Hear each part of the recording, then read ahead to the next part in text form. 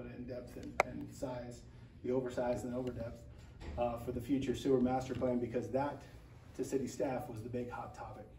But again, what I hear tonight is Maple, Maple Street. If we put those frontage improvements in and forego that 18-inch sewer, that might make sense. Another thing that might make sense, and to me as an engineer, sounds a little ridiculous, but what if we build the frontage improvements out to Maple and then we put a gate across our road? It's a fire access gate, has a Knox box. It'd push everybody back out to Finucane, but it would alleviate those concerns on Maple. I mean, these are, it kind of caught me off guard because the city would like that 18-inch sewer, because that is going to be a real bugger for those on Finucane. I can't explain that enough. Scott, can I ask real quick? Yeah. Did I hear the city or someone say the cost for the Maple improvements was similar in cost to the sewer? Yeah, they were relatively close to one another, and we're happy to, one or the other, we're happy to do it. So, would you mind whispering? Are we talking millions, hundreds of thousands? What is it? I don't remember the exact cost, but not exact, just a ballpark. I think it was 350,000. Yeah, yeah. I didn't want to see. That wasn't me. Okay. But it's significant, and it's. One quick question on it. If you put the 8-inch sewer in on that street rather than the 18, is it at the same depth, or will you have it at a different depth? Oh, it could be much shallower. So it would be smaller and higher. Yeah. Significant cost. Usually the way that contractors break out the cost of sewer, they're like, oh, up to 8 feet, this, up to 12 feet, it's this, and in their head, it's kind of a per foot cost. You start to run more danger or more risk as you get deeper, and you're obviously exposing more, your ditch is much wider. So we agree with the city that the 18-inch makes more sense. In fact, that's why we took the step to purchase that 18-inch, but again, there's a national shortage. We can find a buyer. We'll gladly build that. And again, we would gladly put a gate across that access to Maple and still build the frontage improvements if that is what the city wants, if that's what the people want. We think we have a great project. We brought this forward. Again, we've been working on it. It would be a year now. June of 2020, had a Zoom call with the city. And so we're bringing this project forward, as with the neighborhood in mind. We're trying to create a neighborhood. I mean, I grew up in a neighborhood. I think that Finucane is a thoroughfare. I've driven, my son plays soccer there. I too was an athlete, doesn't look like it anymore, but one time I was an athlete. I am a coach. I do understand the need for sports fields. I do understand the city put in a bid for that. Other developers put in bids for it. It was specifically bid out for development, single family residential development. So, Scott, follow up real quick? Yep. So if the 18-inch is 350K, what's the 8-inch? Is it half, 3/4? No, the 350 the would difference. be add on to what we would have paid. Yeah. If you're going to speak, you're going to have to come to the podium. Sorry. Yeah. All right. That was the difference. Thank you. So yeah, so we worked out the price difference between, we showed our price for an 8-inch, showed our price for an 18-inch at those depths, and then we gave the price difference to the city, and then we worked up a frontage cost. We had contractors work it up. It's not like I was pulling numbers out. And the city concurred, checked with their sources, and concurred. So thank you. One item while we're on sewer is this over-depth, oversize would be eligible and meet the requirements of city code for sewer reimbursement in Title 8, Chapter 2. There's a sewer reimbursement policy for developers of when they put in city infrastructure, over-depth and oversize required by their development. They're eligible to receive either 75% of their capitalization fees and reimbursed from their development, inside their development, or 50% from the development that surrounds them, at their choice. And where's that money come from? Their capitalization fees. So we pay a cap fee at the time of building permit. And then we just get the money back. 75%, up to 75% of it. What is the actual need of this being sewer line? Like, I'm not understanding it completely. So why do we need 18-inch more than 3-inch? Well, I'd like to, Brandon, if we could, let's let Scott finish his rebuttal, and then we can pose those questions to staff in our deliberations. okay. So certain developers would jump at the chance to get the reimbursement. Most seasoned developers that I've talked to, it's great, and we actually work with staff, all the engineers that work in this area. We work with staff on that development reimbursement. It's a reimbursement process. It's something I believe the city of Boise uses. most developers will look at that and say, the way that's structured, it doesn't make sense for how I'm doing this or how it's working. So what we said, hey, we don't want to deal with that. It's going to be an issue for us. We just want to put one of them in. We don't have to put the 18-inch in. It doesn't have to go there. It's planned for Finucane. It can go through Finucane. We said, hey, look, we see this, we see that, we can fix this. Let's solve this problem right now and take it out of Finucane. It will go down to a 10-inch line that goes downstream. So eventually there is a section of Finucane that will have to be exposed, but I can't solve that right now because we don't have that luxury to the south where the sewer will tie in. That's residential homes. But we're we'll be more than accommodating to our development with an 8-inch sanitary sewer. And I think that would be, again, we don't care. We thought we were going with staff, and I still agree with staff that is the best route to go with the 18-inch sewer, not piecemeal sections of Maple. I think once you start piecemealing, the issue you get is, again, we have a 90-foot section that we don't have access to. There's not enough right-of-way to build that. And again, the big issue when cities go in or they go into Form LIDs and they try to create those improvements or fund those improvements is the right-of-way. That's the big cost. The improvements really fluctuate. So I think the city staff has pointed out several times the money that they collect for bonds and do different things like that, it doesn't work for them. So we proposed one or the other. I know it sounds really silly to put a gate there, but if there's a concern about traffic and increased traffic, I've run the numbers as well, and I concur with staff that it's about half. 50% will come out this way. I see a lot of people trying to head to Maple and down, but I think that's going to be congested. So what I see is the east portion, my experience, again, east portion will travel out to Finucane, down Finucane, be less peak trips. There's actually 8 soccer fields. My son plays soccer out there. At any given time, there's at least 8 to 10 teams. Tackle football practices on the school property to the north, which the school is retaining. And the Timbers Thorns teams practice on these fields here. So if you multiply 8 times 16.43, which is the Institute for ITE, Transportation Education. I have the forms here, but it's 16.43 units per field, soccer field in a soccer complex. Those are the peak trips. So peak trips would be when you're coming home, when your kids are at home, when you're taking your kids somewhere, when you're going to dinner. Those are the peak trips. Those are the ones we're concerned about, not during the day when your kids are at school in an area, not when you're running to the grocery store, whatever. The peak trips, that's what we're concerned about. So we look at PM peak trips because that's primarily when people are coming home, they're upset about work or whatever, road rage, right?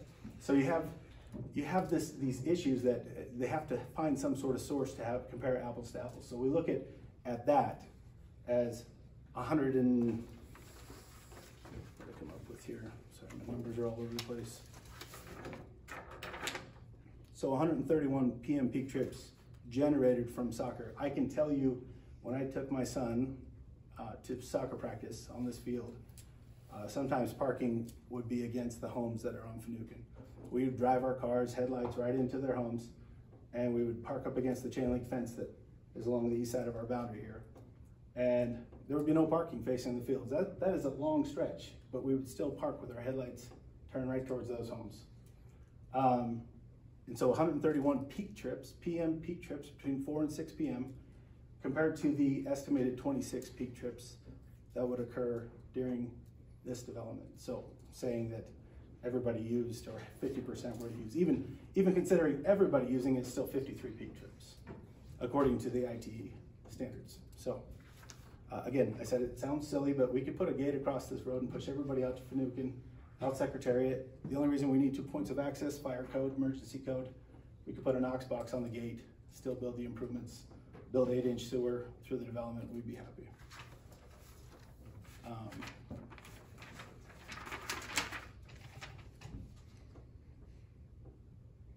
And I apologize to the staff, the gravel road, gravel access to be paved. I did want to point that out, so I'm just going to go down my list. Donna brought that up. It can be gravel, and we'll leave it gravel until lot 20 develops. That's that northeast corner up there. It'll have a paved concrete or an asphalt paved driveway from the back of sidewalk to the property. And I didn't catch Doug's last name, but I thought he did a great job. In fact, I'm hiring Doug, so.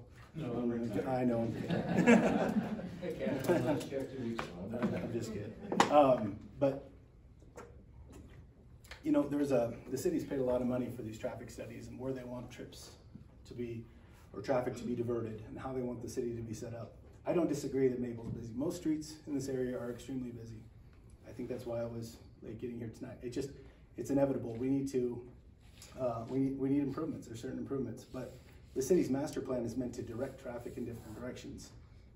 And a lot of money, again, is spent by the city to develop that plan. And if this project wasn't consistent with the transportation plan, regardless of the classification of that road, if it wasn't consistent, I don't think the city would have been pointing me out to provide an access to Maple. It just doesn't make sense. But that's the direction they gave us in 2020. We want an access to Maple. Okay, so we figure out an access to Maple. Again, we're purchasing almost an acre of land of additional right-of-way that we can't front with a house on either side to provide that city. So essentially, it's not just the frontage we're buying from Maple, we're also buying that connection here that no homes will front in this particular area right here. It's useless to us, but we're doing that for the city. So we're doing that, we're buying this right-of-way, we're dedicating easements across both of these, and we planned for the 18-inch sewer to go through. All concessions and not building the Maple frontage improvements, but I will listen to what your decision is on that.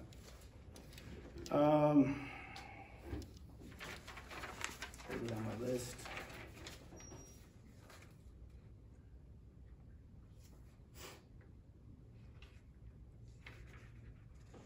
I mean, and to go to some of the comments Mr. Fraun mentioned, that, you know, he's been around, he understands development, he's developed property before, he understands how this works. And so I think that the most important thing to recognize is that the school is still retaining green space. Yes, during school hours, they're gonna shut that off and they're gonna keep people away from your kids that are attending that school.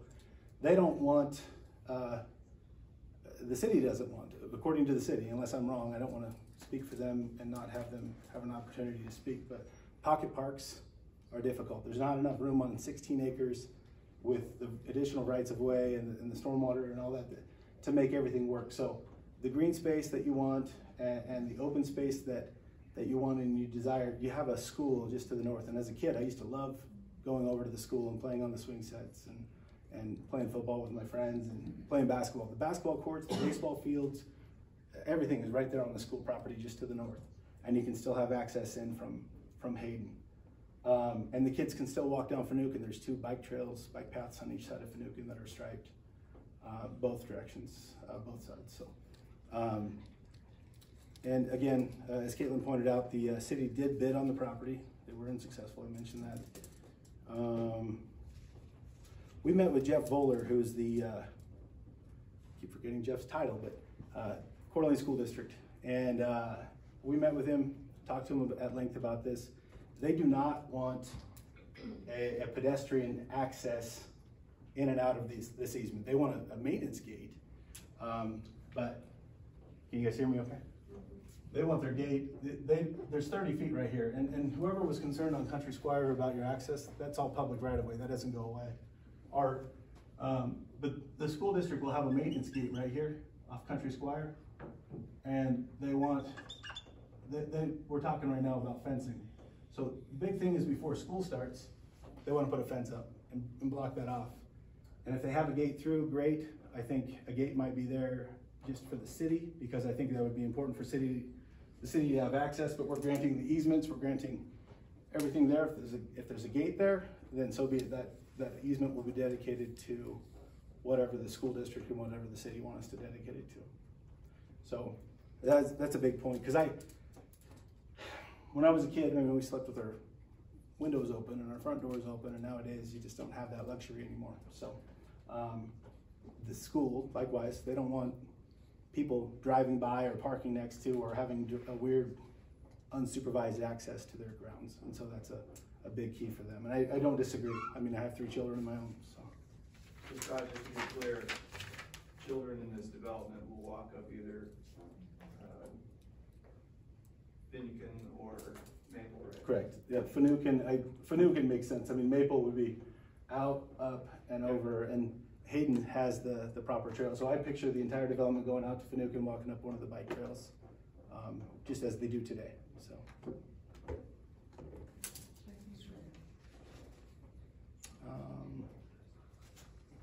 And I can talk to Mr. Harriman after this about his property. Basically, there's a right-of-way on Secretariat, and within that right-of-way, we're gonna be required to extend the sanitary sewer, whatever depth, whatever size we determine after this meeting, and domestic water improvements into the site. If you ever have it landscaping encroaching, obviously we can work around that, but it shouldn't affect much more than just the asphalt edges. We don't know yet what that'll totally affect.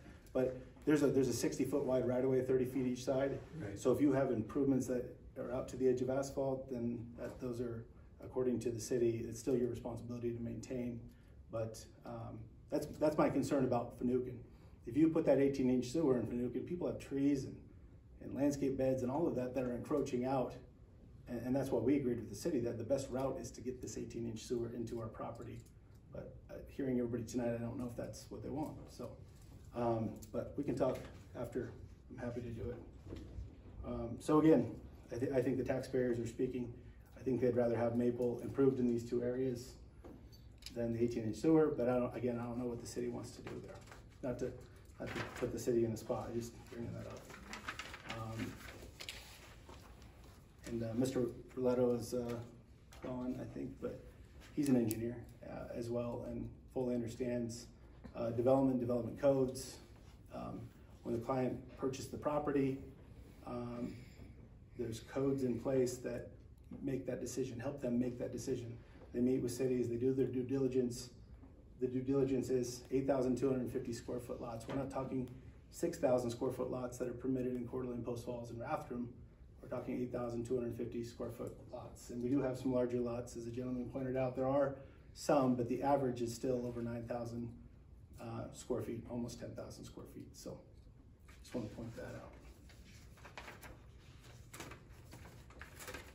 I'll stand for any questions. There was a comment from one of the testifiers about lot line alignment. Yeah. On that? Again, I wish I had that luxury.